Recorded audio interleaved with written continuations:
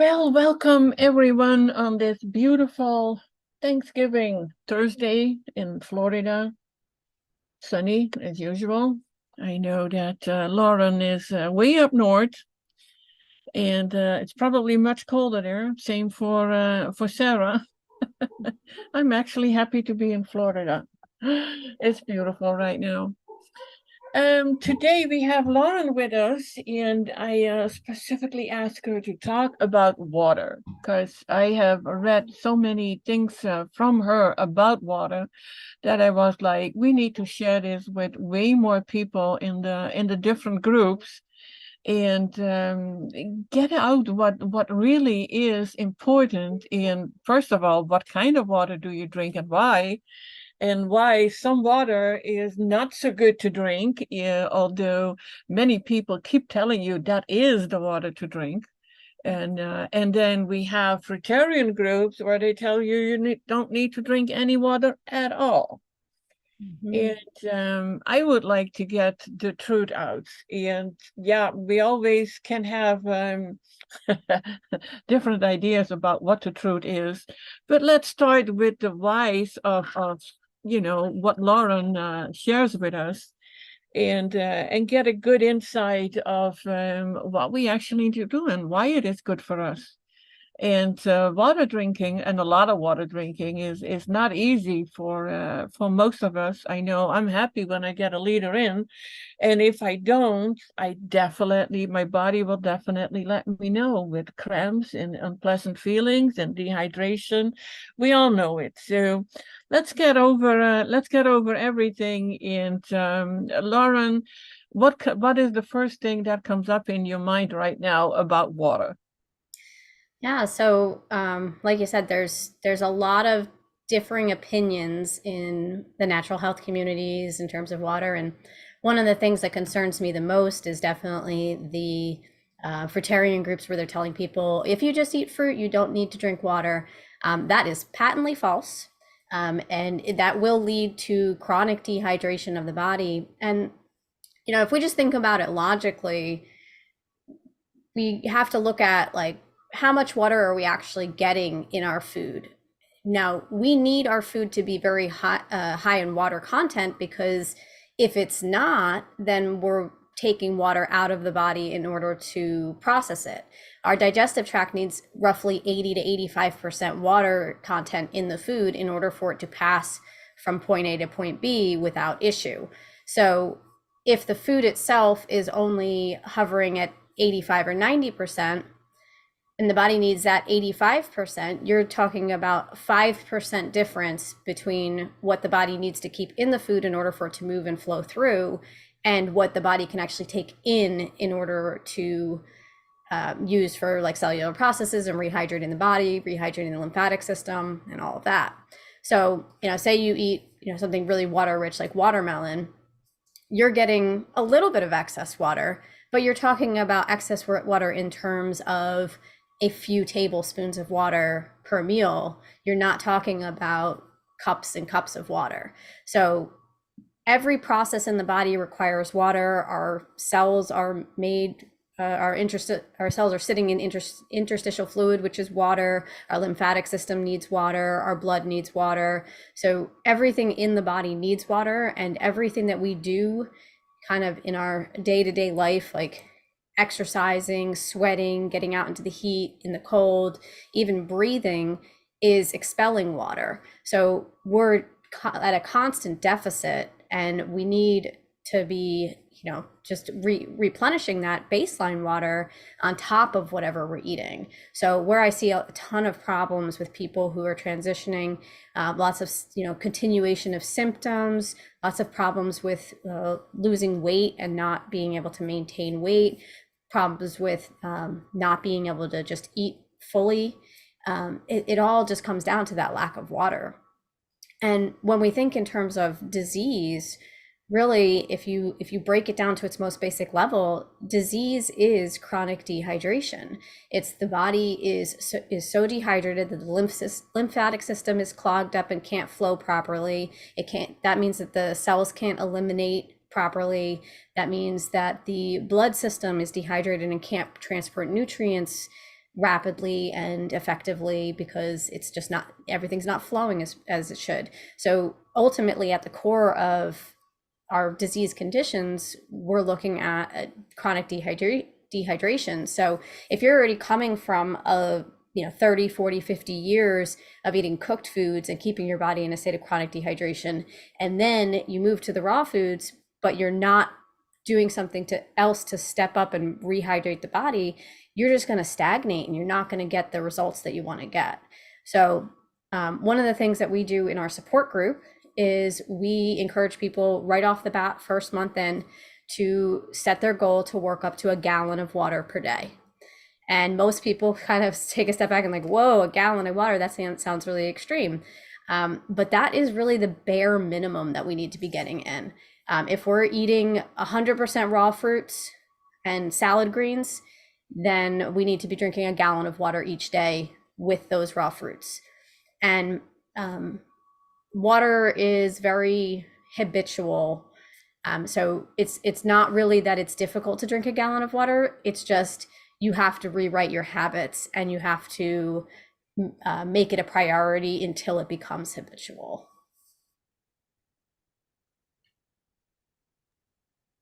Yes, that's definitely one of the areas I struggle so much is trying to get the water in, like I was saying right before the show.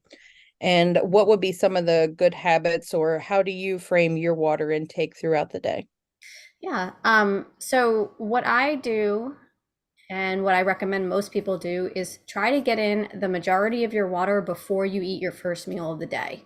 So if you follow natural hygiene, you might be aware, and I don't know, some other people may not be aware, but we eat within the eating window of around noon. 12 p.m. is our first meal, and then we stop eating by 8 p.m. at the latest. And that's because that's our natural digestion window. Our body has 3 cycles that it goes through each day. It has the digestion cycle from 12 to 8 p.m. and then the assimilation cycle, where the body takes all of the nutrients from the food that it ate that day and brings it into the cells. And then it has the elimination cycle. So the time that the body needs the most water is during that elimination cycle. So the digestion runs from 12 to 8. From 8 to 4 a.m. is the assimilation cycle. So while you're sleeping, the body is taking everything it took in that day and transporting it to the cells for use. And then starting around 4 a.m., the body starts the elimination process. And this is why a lot of people wake up at 4 a.m. Just naturally, you just will wake up at, even though it's dark outside, and you look at the clock and it's like almost always somewhere very close to 4 a.m. And that's because whatever's in our digestive tract is irritating us, and that's what's causing us to wake. So we move into the elimination channel, and the body needs water to help eliminate. So again, as I said before, the lymphatic system needs water, blood system needs water, the bowels need water, we need water for the kidneys to urinate. So all of those elimination processes, sweating, again, water. So if we get up in the morning and the first thing that we do is we replenish our water supply, we're gonna have better bowel movements, better eliminations, more energy, and we're going to prime the digestive system so that it's much more efficient for the rest of the day. So I try to start my day as soon as I wake up. I've been, it's essentially dry fasting for 8 hours. When you're sleeping, you're not drinking any water, you're not getting any water in. So your body's starting out dehydrated. You've been breathing out all night, air out, which is expelling moisture from the body. So first thing you want to do, wake up, drink as much water as is comfortable. And we always want to drink to comfort. So, we don't want to just sip water. We don't want to take little sips all day. We want to actually gulp water and drink, but we want to drink to a point where there's no feeling of discomfort in your body. So, you just drink anywhere from half a quart to a quart usually. I typically start my day by filling up 4 quart jars. And that's my metric for, did I hit my gallon for the day? And usually I actually end up drinking way more than a gallon. Most days I hit 1.5 gallons. Some days I hit 2 gallons. If I'm water fasting, I always hit like 1.5 gallons or 2 gallons, usually 2 gallons. So I start with the first quart, say, I usually wake up at around 5 a.m., 6 a.m. And so I'll take that first quart, I'll drink that within the first hour of getting up. And then I'll take my second quart to my desk, and I usually do my computer work in the morning. And so I'll just sip the second quart, usually done with that by 9 or 10 a.m. And then I'm starting on the third quart before I have my first meal of the day. Then some days I'll get through the third quart before I start it. Some days it'll be halfway done, but it's usually at least partially started. And then this way, I'm already at 3/4 of a gallon of water before I have even taken a bite of food. And this is kind of important to get a lot of the water in early, because once you start eating, you don't want to drink too soon after having eaten, because that'll impair the digestive processes, because it's going to dilute those digestive enzymes and reset the stomach each time you take a drink. So we typically want to wait at least an hour after we eat before we drink again. So if we've got a lot of our water in early in the day before we have that first meal, then we're going to be less tempted to drink, or feel less rushed to try to get the water in between meals. And then I eat 2 meals per day typically. Sometimes I'll eat 3, but majority of days I'll just eat 2. So I'll have like around noon, a large meal of bananas, grapes, watermelon, whatever I have. And then I usually wait maybe 2 hours or so before I have water again. And then again, when I drink, I usually drink either a full quart jar in one sitting, like over 5 or 10 minutes, or half a quart jar at a time. I don't like generally sip slowly. I do kind of drink it fairly quickly when I do drink. And then so that time, if you've already got the 3 done, you have your 4th one between your breakfast meal and your dinner meal, and then by then you've already drank a gallon of water, and you can certainly continue to drink after dinner as well. But most people like to stop drinking after dinner so that you're not getting up all night urinating. So that tends to work really well for me. It's just 1, 2, 3, and then the 4th jar between meals. And that avoids any of like the bloating or, any feelings of discomfort when we are drinking. The other thing I do want to say is that if you've been chronically not drinking water, or even like, I'll just give you an example. Like last week I had some kind of crazy schedule going on with work, and I was just not able to get in my usual amount of water in a given day. And the next day I found that I was just really struggling. Like I just didn't want the water. I was really struggling, and I was feeling like very bloated. And that was just because my system was so dehydrated that it was just things were not moving. My digestive system had slowed down and my eliminations had slowed down. And so the water was just rehydrating all of that stuff that was slowed down and stuck in our gut. And so that makes you feel a little bit bloated. And unfortunately, that bloating we often then kind of associate with, like, I don't really want to drink more water, when drinking more water is the best thing we can do at that time. So as soon as I just kind of forced myself to just get caught back up again, everything started moving again, and I didn't have any more bloating when I was drinking water or anything like that. So sometimes we do have to kind of just push ourselves over the hump and just create that habit, and recognize when we're slipping from that habit in order to keep the symptoms at bay. That's very interesting. I didn't know that about the dehydration. I mean, I guess I did know on a certain level, but I've never really heard someone discuss that when you are not taking in the water, it does slow down your digestion, which would make sense because nothing's lubed up to kind of just shoot through the tubes per se. Yeah, exactly. And, Yeah. we see so often with people in the raw food group saying they're, constipated all the time. And it's because one of 2 reasons: either you're not drinking enough water, or you're not eating your leafy greens. Or you think you're constipated when really you're having normal bowel movements. But unfortunately, there's some like misinformation about having like one meal in, one meal out. Like there, you know, a lot of people say that in the fruit groups. It's like, oh, if I eat a meal of fruit, then you know, I'm gonna go to the bathroom right away. Well, that's actually diarrhea. That's not normal. Like we should have one, maybe two bowel movements a day, and that our primary bowel movement should be first thing in the morning. Because again, if you think about the digestion, then assimilation, and then elimination, that elimination is starting around 4 a.m. So usually 5, 6, 7, when you get up and start moving, the body wants to eliminate everything that it is put into the colon. So a lot of people think they're constipated when really they're having that one normal bowel movement. But constipation is when it's not easy to pass that bowel movement. So if you good general rule is if it takes you longer than 30 seconds to empty your bowels, then things are not working properly. And so, that would be a good indicator that you're constipated and you want to increase the water intake. Now you hear a lot of times people saying that only fruit get into the cells, so only fruit juices hydrate, and water does not hydrate. Yeah, and that all stems from the idea that other things can detox the body or other things can take action on the body.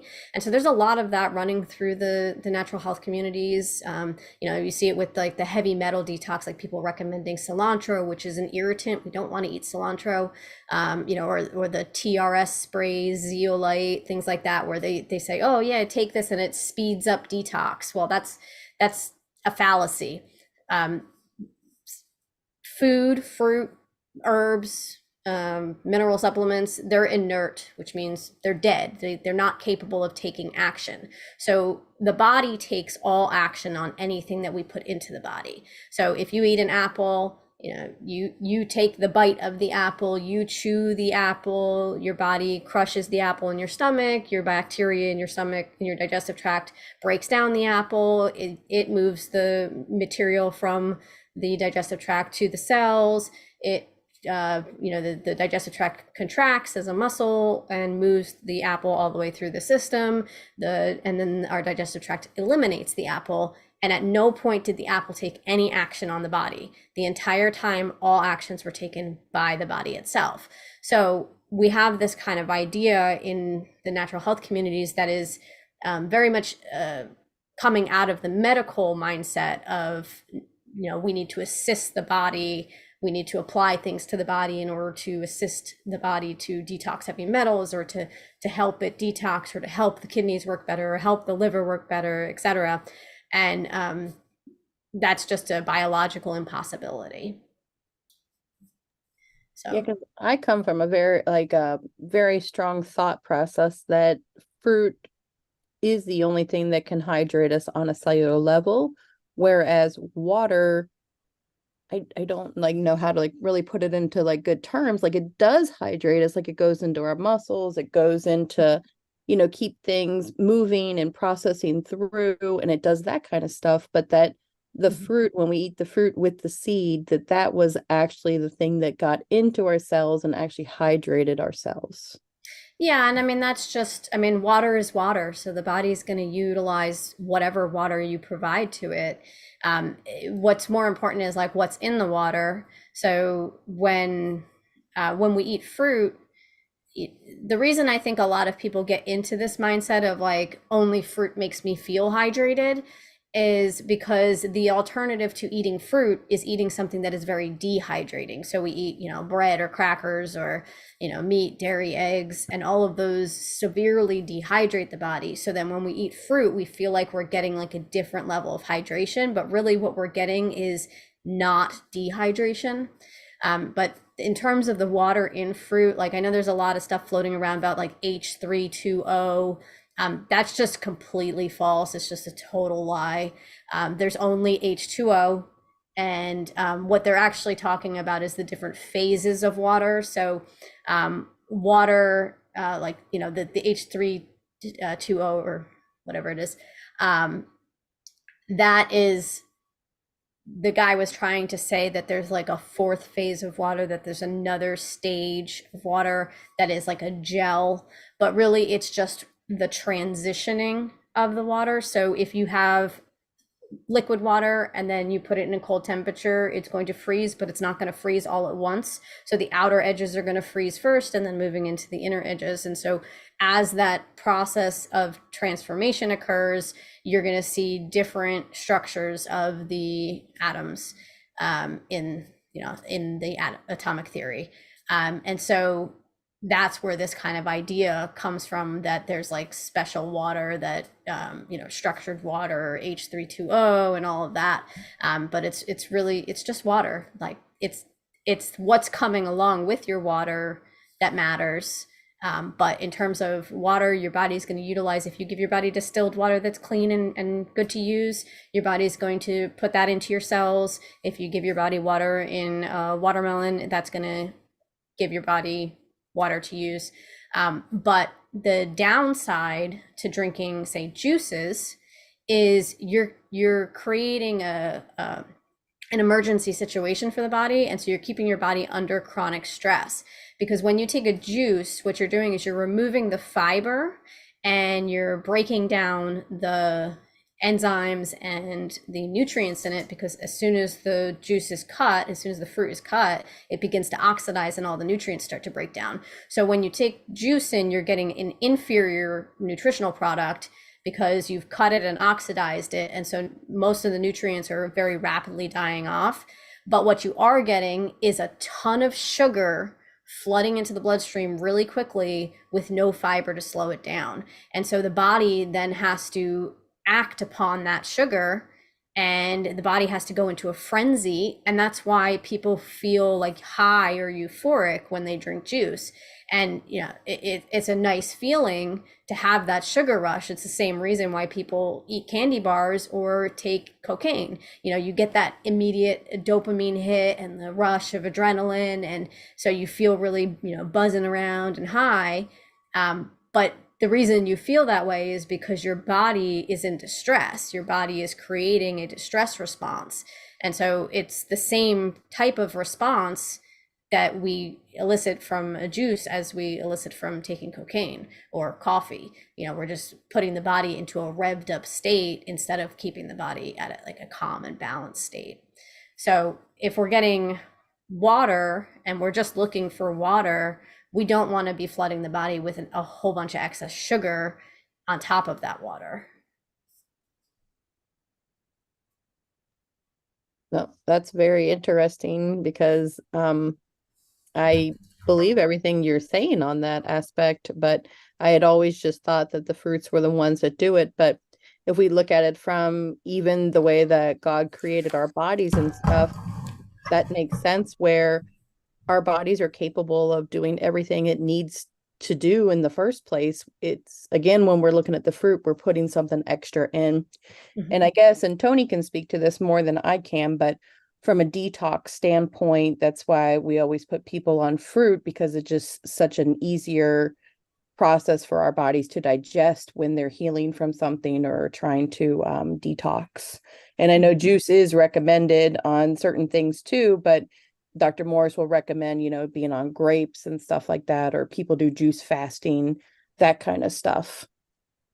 Yeah, and unfortunately, we see a lot of the people who do like those really long juice fasts, continuing to struggle after 2 years, 3 years. Like I've seen people do a year-long juice fast, and then still they have their conditions coming back, and that's just simply because instead of giving the body a lifting of burden, they're giving the body something that it's certainly less burden than what they were given before. It's like if you go from McDonald's to home cooked, your body is going to improve because you've lifted some of the burden. If you go from cooked foods to a juice fast, you're lifting a lot of burden, but because you're not actually providing for the body's needs, your body's never going to get to a state of health. So, if you think about it out in nature, how are you going to juice? How are you going to juice out in nature? I mean, oranges, that's the closest thing you're going to get is squeezing some oranges into your mouth.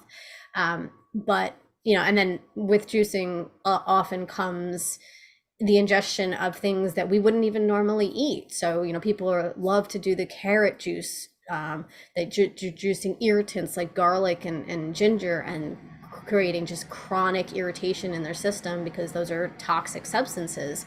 And so, you know, with the juicing, we have all of these irritants and non-foods that we're putting in on top of stripping out all the fiber, destroying the nutrients, and, you know, just flooding the body with an excess.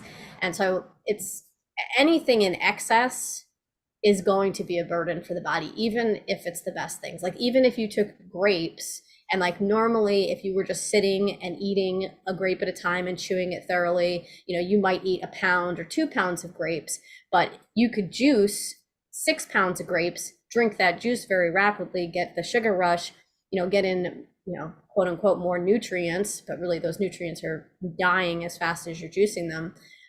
But, you know, you're tricking the body. You're not filling the stomach, so your hunger signals are not being properly processed. You're flooding the body with all of that sugar all at once, so your body has to deal with all of that sugar all at once, and you're just creating this very unnatural condition that the body was never created to work under. And so, like, with natural hygiene, we're always looking at what is our physiology designed for, and how can we get as close to what that is so that the body can operate as best as possible. So it's kind of like if you have a gasoline engine car and you start putting diesel fuel into it, you know, it's just not designed to operate that way. And so you're going to run into issues, and eventually you're going to blow up the engine. And, you know, our system's the same way. It's like we can do things that are more burden and we'll crash faster, or we can do things that are less burden and crash slower. But if we're doing things that are just not natural and how our body is physiologically designed to work, we are going to just keep ourselves in that state of discomfort, in that state of disease. Now, I know you are about distilled water. Now, with what you just said about, you know, the natural way of doing things, how natural was it for everybody to have distilled water available? Mm-hmm. Would that then, when you go way back, would that then be the rainwater? So, yeah, so the thing with distilled water, and the reason that we use distilled water today is more because of the pollution that we have in our water system today. You know, in an ideal world, we would be living in a tropical rainforest, and there would be no industrial pollution, and there would be no toxins in the air that would be, you know, getting picked up by the rainwater and taking it down into the system. So there's a few reasons why we drink distilled water, and the first is to get rid of poisons and toxins. So when you put water through a manual distillation process, you are boiling the water off and then capturing just the condensed water and then turning that back into liquid form. So in the process, everything, all the chemicals, all the minerals, all of the dirt and debris is all left back in the container, and then your water on the other side is completely clean and clear. Now, there's a few different options that we can choose in terms of relatively healthy water, but what we're always looking for is the least level of burden on the body. So we could choose spring water. If you have a source of clean spring water, or if you have a source of clean well water, we could choose that. You're not going to have like a huge detrimental issue with your health if you just drank clean spring water, clean river water, clean creek water. But one of the things that we want to do is take advantage of the fact that we have technology that can get things even cleaner, because it's going to give us a leg up, especially if we're trying to detox. So one of the biggest burdens in just regular clean water, like say you had like the most pristine water source possible, is going to be the mineral content. So our bodies are designed to utilize organic minerals. An organic mineral is a mineral that has been converted by the plant into a usable form. Now, in nature, there are organic and inorganic minerals. So inorganic minerals are the rock form. So if you look at organic sodium is found in the savory fruits like tomatoes and celery and cucumbers. And in that form, it's already usable by the body. The body, it doesn't need to do anything to it, and it's the only usable form that the body can utilize.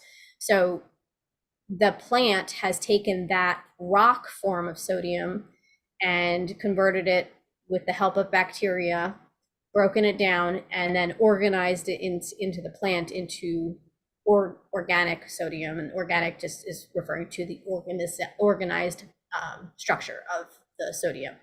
So when we have unfiltered water, we have some of that inorganic sodium in it. We have some of that inorganic calcium in it. And those are not usable by the body. And when we ingest them, they are more difficult for the body to eliminate. So over time, if we're drinking a lot of water, like for example, if you were drinking mineral water, which is like really heavy in minerals, you would start to stiffen up. Your muscles would start to harden, because all of the body just deposits those excess minerals that it can't use into tissues.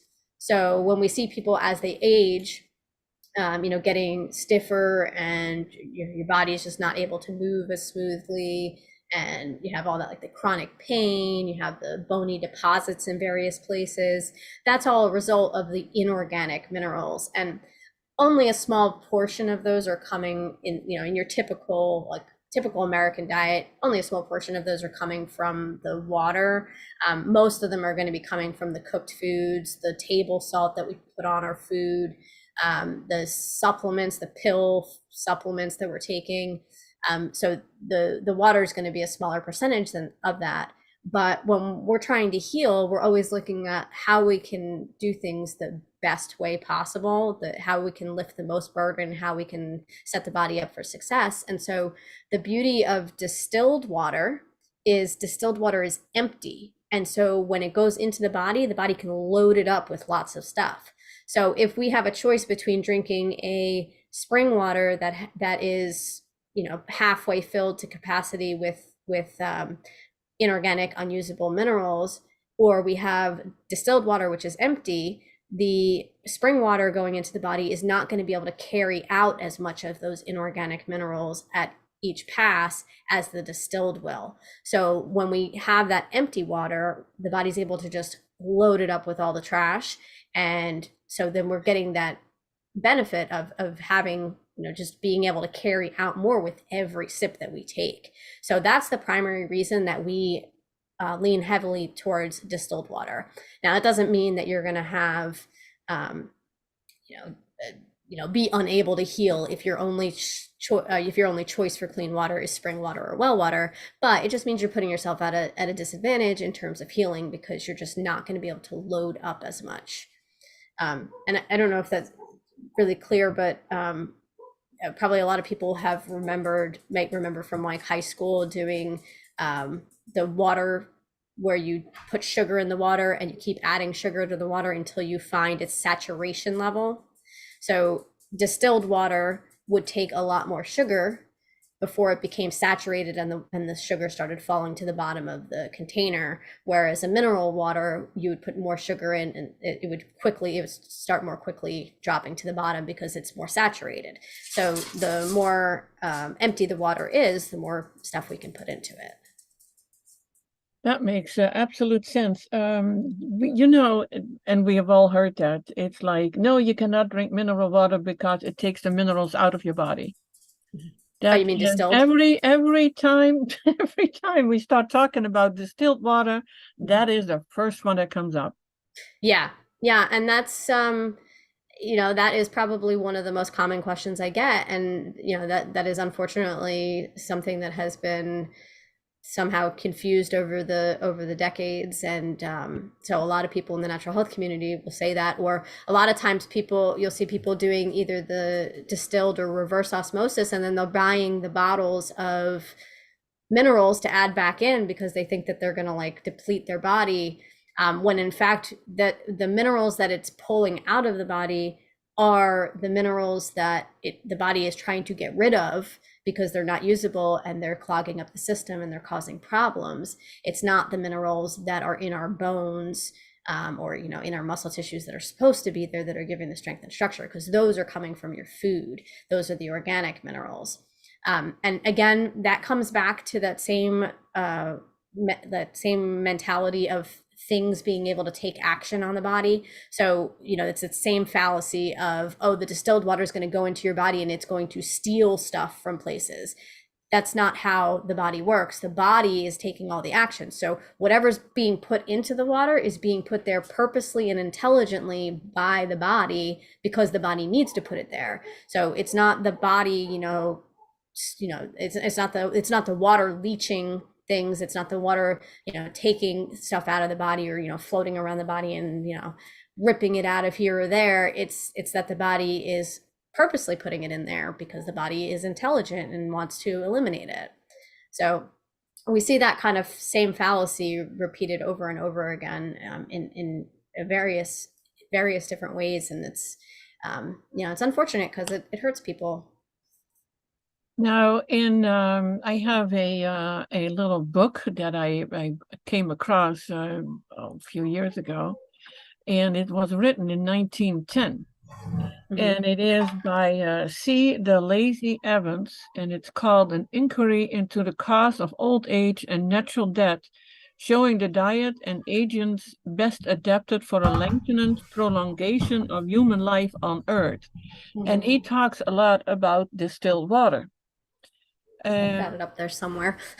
I'm sorry? I said I've got that one up there somewhere. Yeah.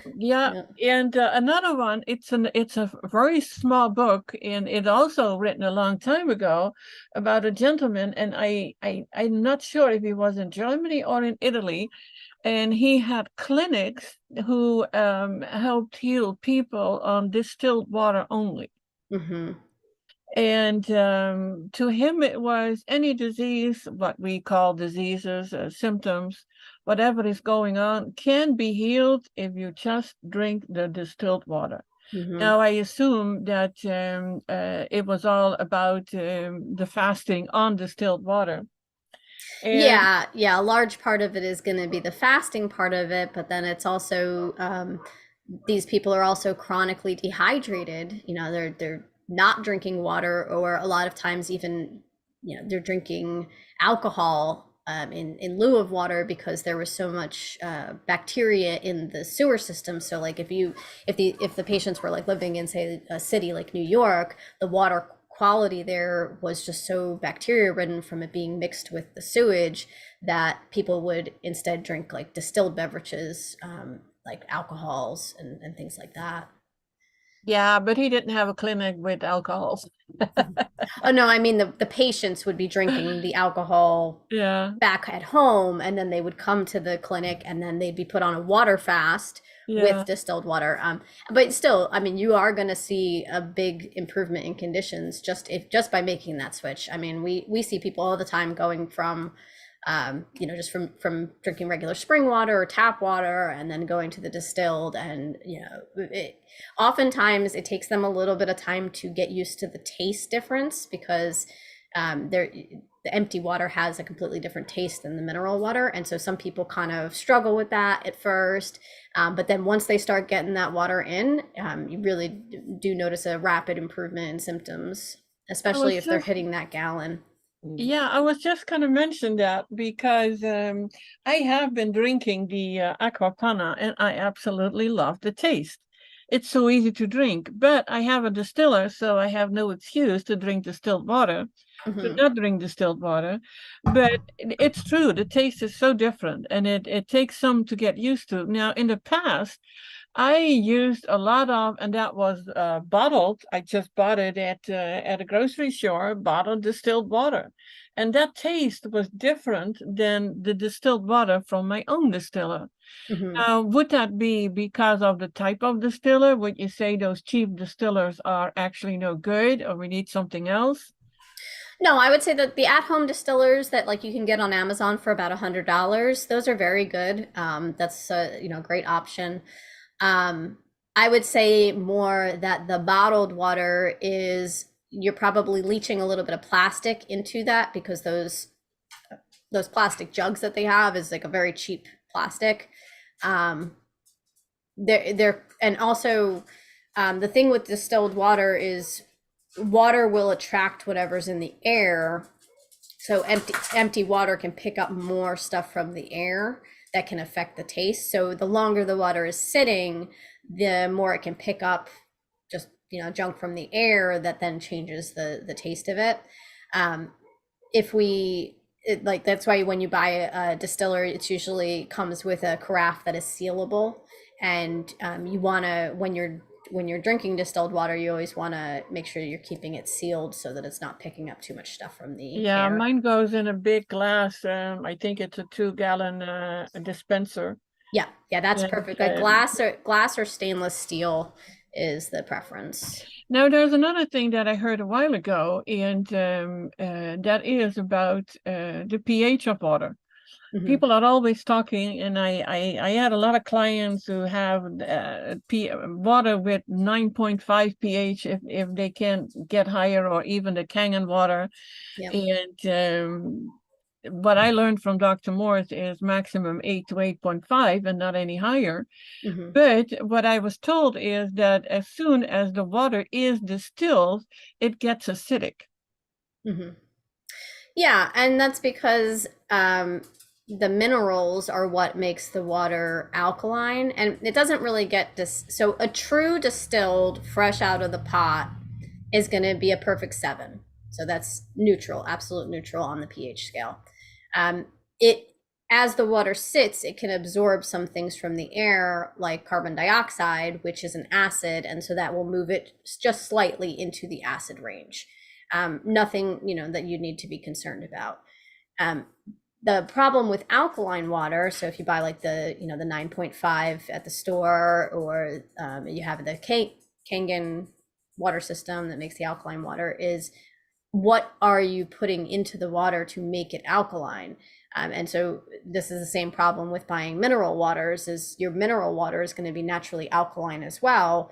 And that's because you're putting those inorganic minerals into the water, and those are unusable by the body. And so, the theory is, the theory makes sense because, we know we want to eat an alkaline diet because that's our natural diet. Our natural diet is full of those organic minerals, which is what makes it alkaline. So, you eat an apple, it's filled with organic minerals, and all of those organic minerals are alkaline.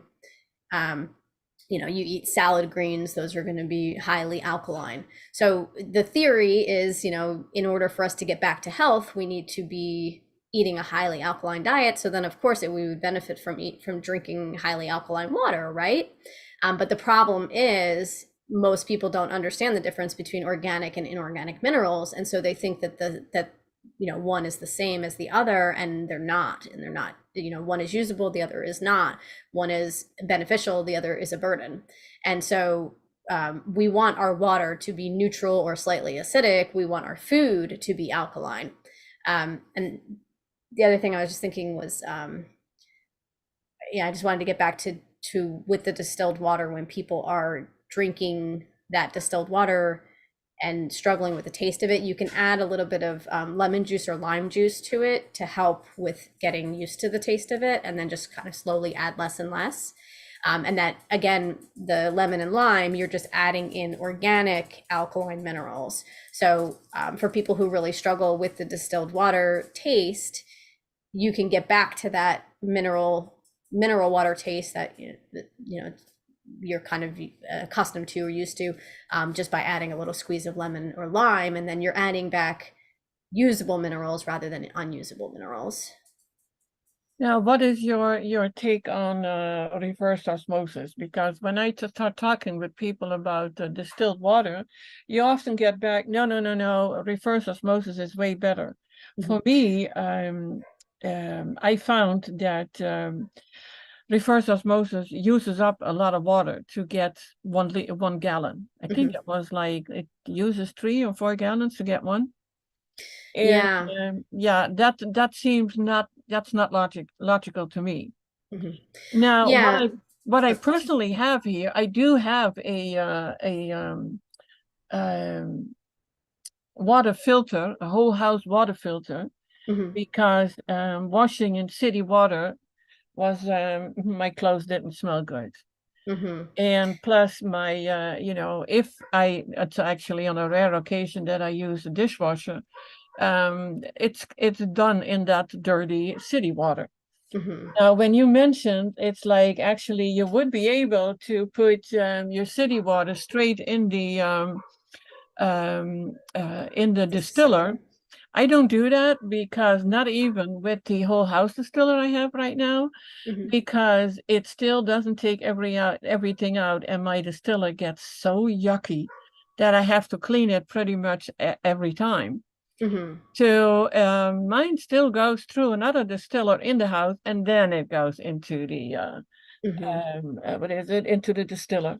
So it goes through another filter inside the house, and then it goes through the distiller, and that's the water we use. Yeah, I mean, and that's great.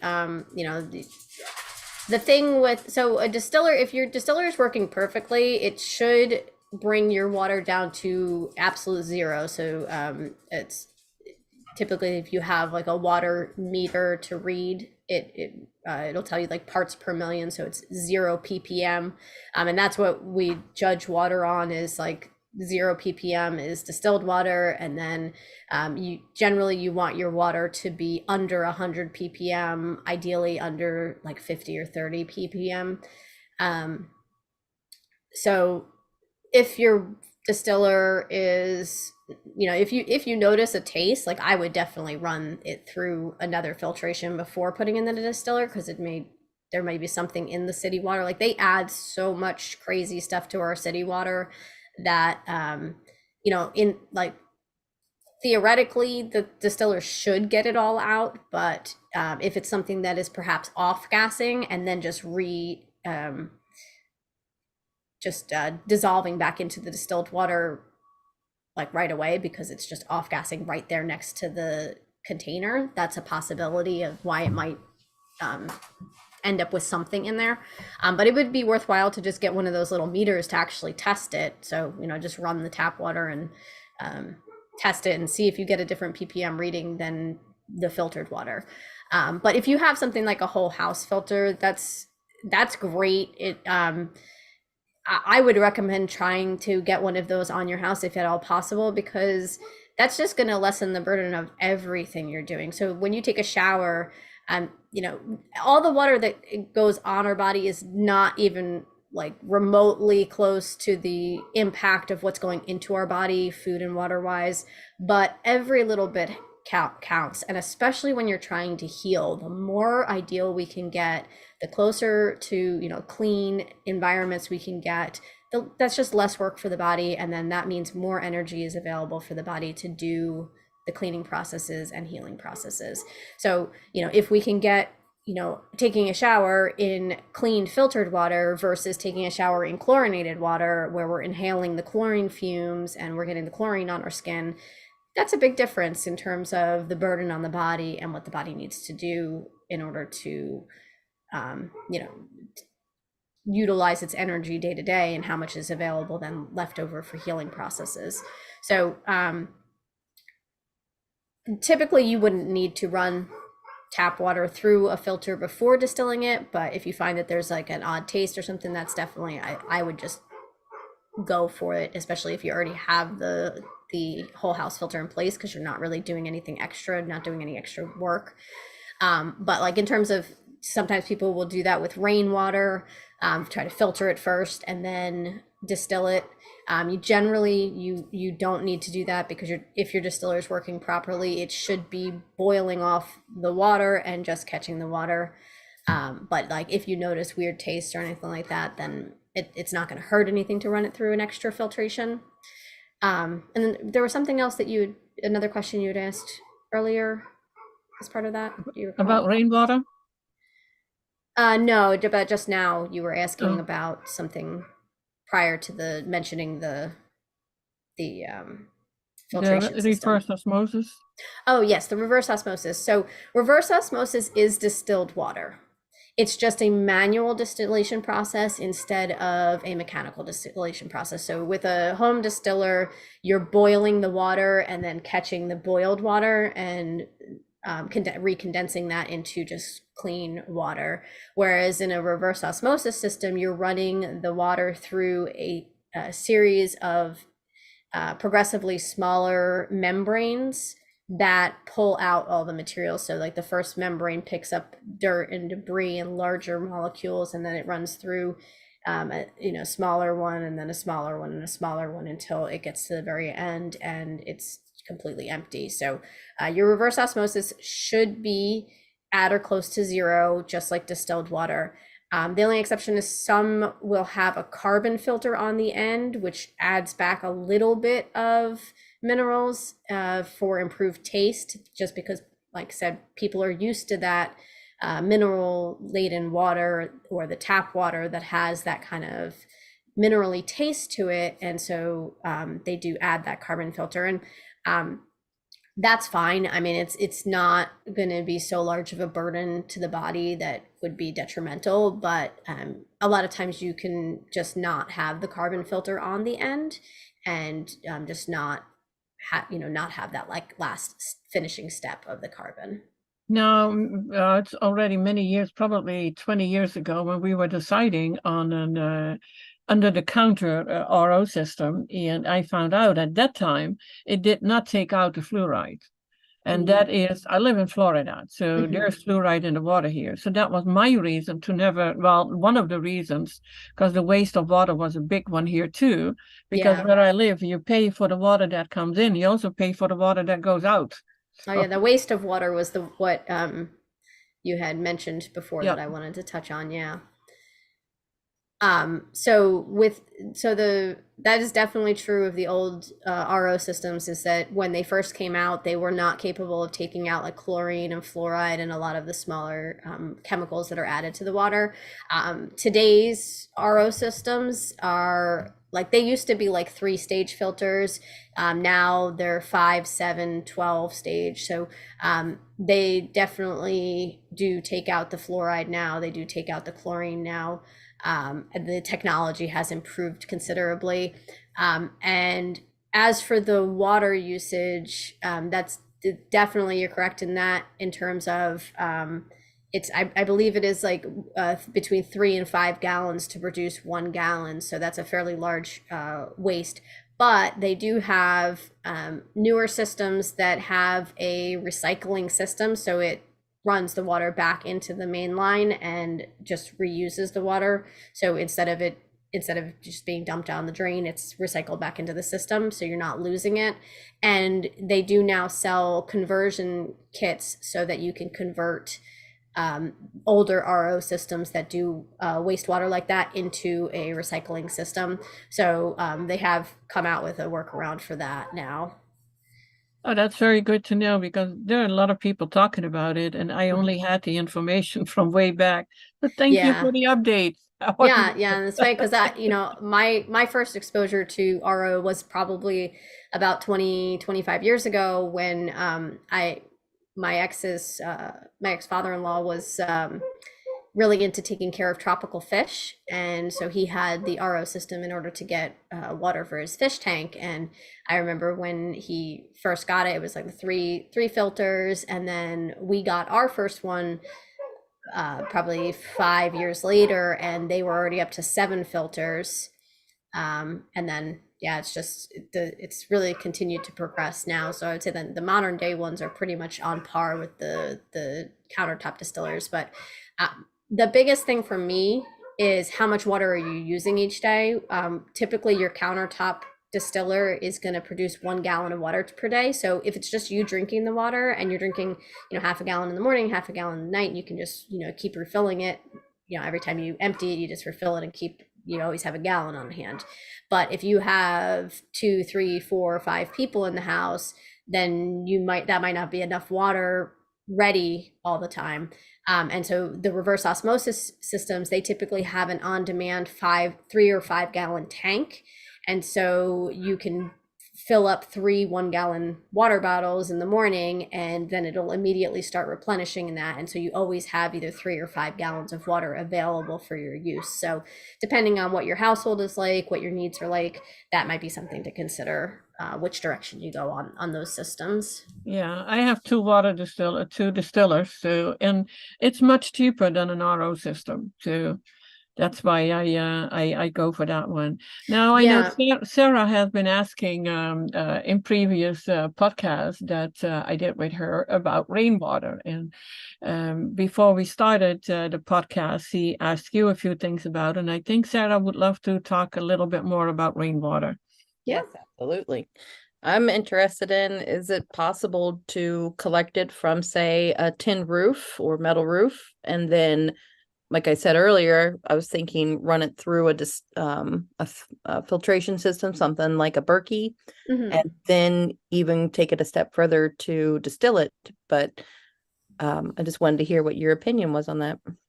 Yeah, I mean, and rainwater is a great option, especially depending on where you are. As long as you don't have like an asbestos roof, you don't, obviously you don't want to have water running through asbestos. That would be not an ideal option. But yeah, if you have the opportunity to catch water and collect it and then filter it, I would probably run it through like a basic filter, just because you want to get out like the big dirt and debris, and there's going to be leaves and the stuff that falls from the trees and all of that. So you want to have like, at least a basic filter to run it through, and then you can just put it into the distiller, or you could run it through something like a Berkey, or like, even just like a Brita filter, where it's just going to filter out the bigger debris first and then put it into the distiller, just so you're not having to clean your distiller as often, not making the distiller work quite as hard. But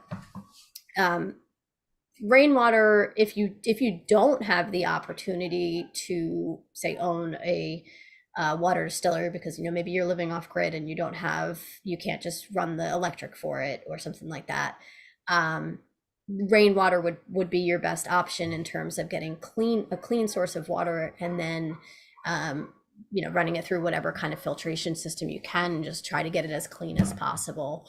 And just remember, it's always just about whatever we can do to lift the burden. So you don't have to be perfect, you don't always have to have the absolute ideal. Your body can handle a pretty, if you just look at people out there eating McDonald's every day, like, your body can handle a lot of abuse before it kind of gives up. So, if you're just making, small concessions here and there, it's not going to have a huge detrimental effect on your body. But wherever we can gain that advantage, it's going to help us heal faster. It's going to help us clean faster. So yeah, collecting rainwater rather than tap water, if that's an opportunity for you, it's definitely, I think, worthwhile. And it's also great for watering your plants too. Like, even if you're just going to collect the rainwater just to be able to water whatever veggie plants you're growing, just give them a higher quality water that's not loaded with arsenic and chlorine and fluoride and all sorts of stuff.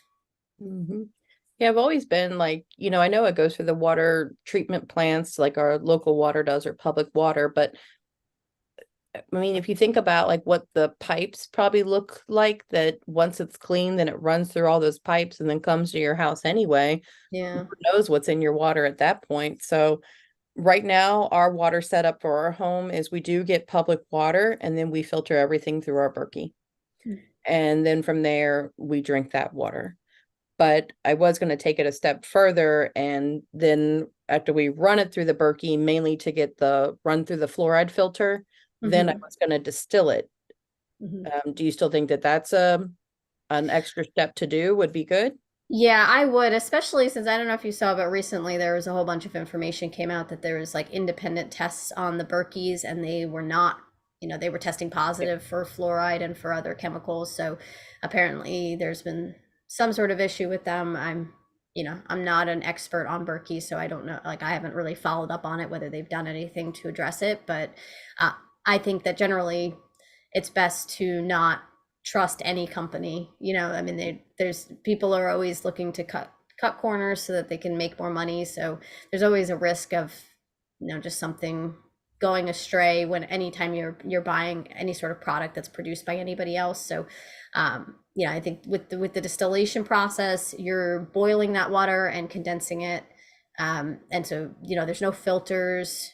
And that's another thing I wanted to mention when Toni mentioned about the cost of RO systems. The downside cost to an RO system is that you have to change those filters. It's not a huge expense, but you are buying those filters maybe every 6 months or like every year, depending on the system. So you just kind of have to weigh what's affordable for you, what's manageable for you, what are you going to do realistically. Like I know for me, like I could invest in all of these different systems, but am I going to have the time to go and harvest the rainwater after I've collected it? Probably not. I have 8,000 things that I have to do every day. It's just it's just not going to get done. So for me, it's always like, well, what's realistic. Let's make let's make the changes to our health in the ways that are going to have the biggest impact without being the just completely derailing your day. So I think if you have the opportunity to collect rainwater, yeah, definitely go for it. It's a great opportunity to get a clean water source, and then you can clean it even further. I would still filter it, because as it's coming through the air, especially depending where you live, like if you live out in a tropical rainforest and there's not a lot of industrial stuff going on around by you, it might be pretty clean. But if you live in a typical town, you've got people driving their cars through, there's all of the pollution from the cars and the trucks, you've got the industrial pollution, you've got airborne chemicals from like processing plants, and so you never know what the water is going to pick up on its way down from the clouds. So you just want to start with whatever the cleanest source you possibly have access to, and then filter it to the best of your ability. And the more you can get out of that water, the more the body can utilize that water to dump stuff and filter it out of your body. That's wonderful. I do have one more question for you. What kind of water do you give to your animals? So we do the reverse osmosis at our house, and we do that for everybody. So we just have like big jugs that we keep on hand, and everybody just gets from that, indoor, outdoor, all the animals. Nice. Okay. Yeah, our animals get the Berkey water as well. But once we start doing the rainwater and filtering that and seeing how that'll go through, and I was going to test the water too, just to kind of see what it was like. But I don't know if you've ever listened to any of our podcasts in the past, but since this summer, I've been trying to grow. The only thing that's coming to my mind, Toni, is the ginger lily plant, the one that's like the shampoo plant. So I've been trying to grow it. I'm in Ohio. And so it really grows in Florida. Toni has them all over her yard, but I really want to like use that, and then use the rainwater for like washing my hair, any of the animals, and of course our plants, stuff like that. And then I was going to take it to the next step of drinking it and just really seeing how that was. But yeah, Sarah, you do know that you don't really need soap to wash your hair, right? I know, but I really want to try it. It looks so cool. No, I know. I'm no poo hair. So. Yep, me too. I haven't used shampoo in like 10 years probably.